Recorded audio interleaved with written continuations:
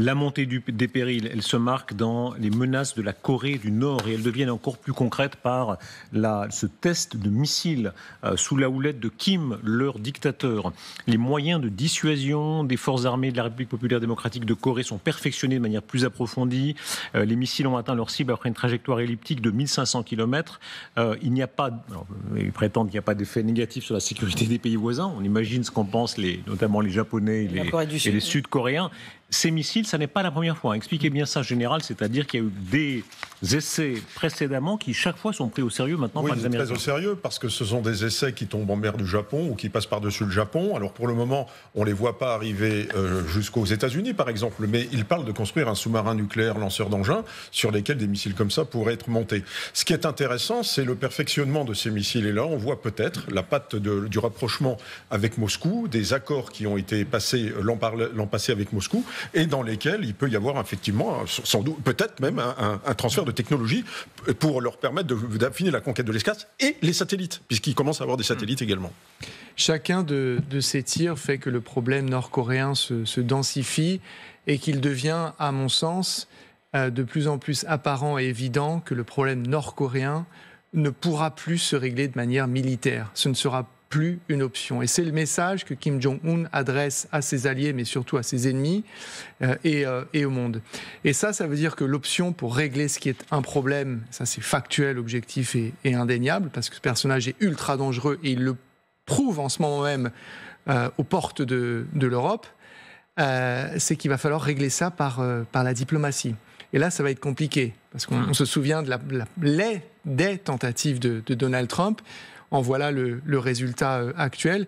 Qui pour faire cela aujourd'hui ? Sachant qu'il a désormais une couverture extrêmement efficace aux Nations Unies, à savoir celle d'un membre permanent du Conseil de sécurité, en l'occurrence l'allié russe. Regardez cette image inédite. Nous l'avons su il y a quelques instants, c'est l'image d'un train qui vient de Corée du Nord pour alimenter la guerre en Russie, mais enfin, contre les Ukrainiens combattant dans la région de Kursk.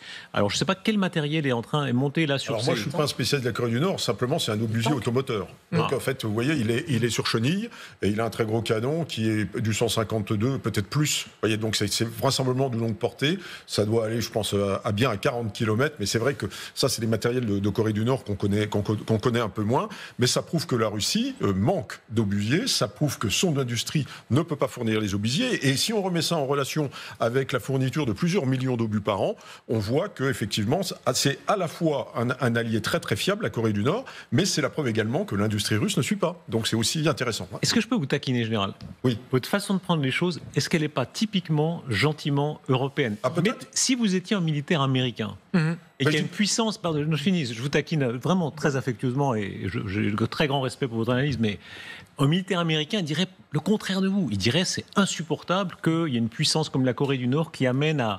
On est là au port de l'Europe. Moi, je vous fais une analyse. Vous ne me demandez pas mon opinion. Mais bien sûr, oui. Si vous me demandez s'il faut prendre ça très au sérieux, je vous dis ça, bien sûr. Mais un militaire, un militaire trumpiste, voilà, sauterait pour dire c'est insupportable, on ne laissera pas faire ça. Oui, bien sûr. Parce que nous sommes tous plutôt des pacifistes, effectivement, des gens paisibles. Notre première réaction, c'est de dire bon, rassurons-nous un peu, ça montre que la Russie manque d'armes, ce qui est vrai.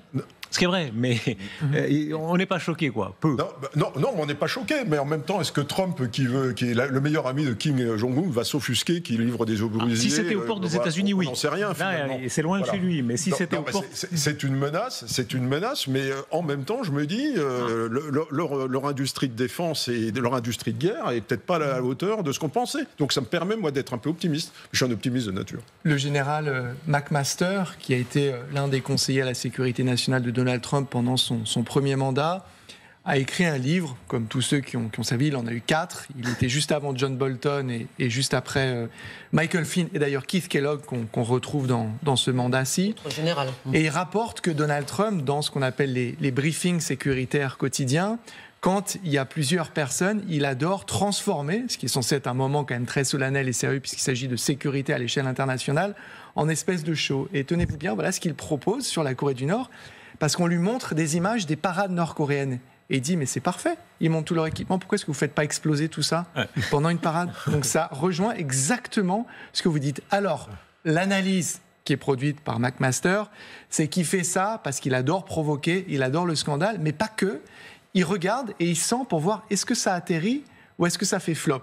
Si ça atterrit, c'est l'option qu'il va choisir. Ah, attendez, qu'est-ce qui atterrit? Expliquez-moi. Alors, s'il y a une réaction, si la proposition, s'il trouve qu'il y a une oreille attentive et réceptive, il appuie sur le bouton. En revanche, si les gens le regardent avec des yeux écarquillés, en mode « Est-ce que vous êtes vraiment sérieux, Monsieur le Président ?»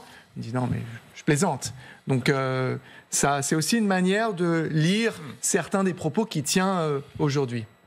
Oui, ce qui est inquiétant, c'est qu'il y a une véritable intégration verticale de l'alliance entre la Corée du Nord et la Russie. Ça a commencé par les obus, 3 millions l'année dernière. Ensuite, ça a été les soldats. Maintenant, ce sont les blindés et les forces d'artillerie.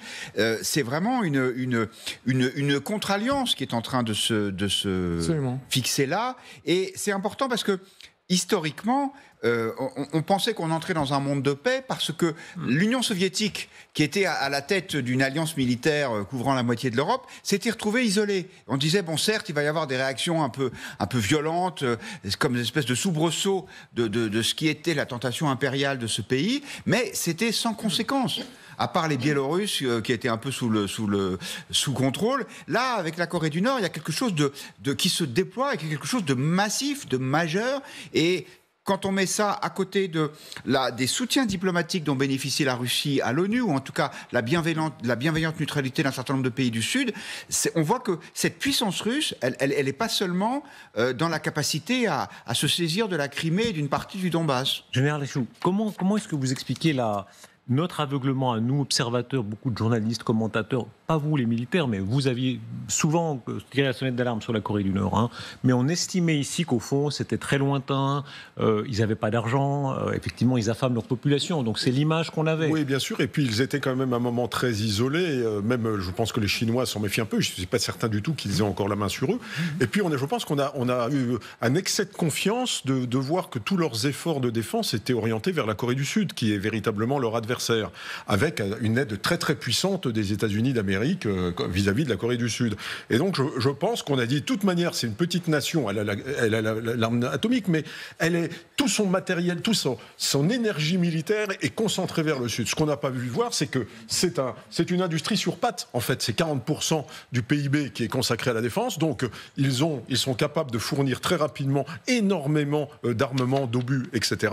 Et puis la Russie isolée, bien entendu, à un moment donné, fait alliance avec elle. Mais on parlait à l'instant, Darius, de la réaction, plutôt la non-réaction de l'Europe, ou plutôt des réactions différentes à l'intérieur de l'Europe. Mais là, à propos de la présence des soldats de Corée du Nord en Russie, donc à Koursk, dans la région de Koursk, qui est donc occupée par les Ukrainiens depuis l'été dernier, eh bien, le président ukrainien lui-même, Volodymyr Zelensky, s'en offusque du fait qu'il n'y a pas eu de réaction européenne finalement. Il s'attendait à ce qu'il y en ait. Le fait qu'il y ait ce nouvel élément, qu'il y ait ces soldats nord-coréens qui soient là, et qui d'ailleurs n'arrivent pas à faire gagner la Russie sur le terrain, mais enfin qui sont là et qui perdent beaucoup leur vie, eh bien n'a pas fait réagir.